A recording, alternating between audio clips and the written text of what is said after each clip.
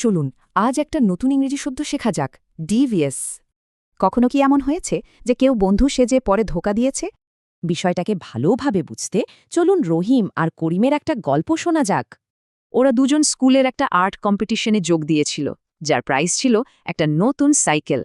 রহিম তো খুব খাটছিল, কিন্তু করিমের মাথায় ছিল জেতার জন্য একটা অসৎ বুদ্ধি।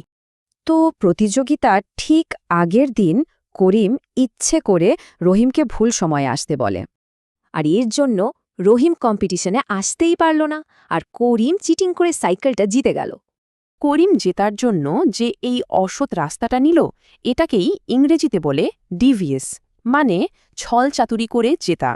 তাহলে দেখুন, সৎপথে জিততে হলে পরিশ্রম করতে হয়, আর ডিভিএস প্ল্যান মানেই হল শুধু ধোঁকা আর ছলনা। এই শব্দটা কিন্তু শুধু গল্পের জন্য না, এটা বাস্তব জীবনেও ব্যবহার করা হয়। যেমন ধরুন, বিজনেসে এক কোম্পানি আরেক কোম্পানির প্রোডাক্ট নিয়ে মিথ্যা গুজব ছড়াতে পারে। এটাই হলো ডিভিএস ট্যাকটিক্স। আবার দেখুন, একজন রাজনীতিবিদও কিন্তু মানুষকে ভুল বোঝানোর জন্য ডিভিএস রাস্তা নিতে পারেন। এমনকি আমাদের ব্যক্তিগত জীবনেও কাউকে বিপদে ফেলার জন্য কেউ একটা ডিভিএস প্ল্যান করতে পারে।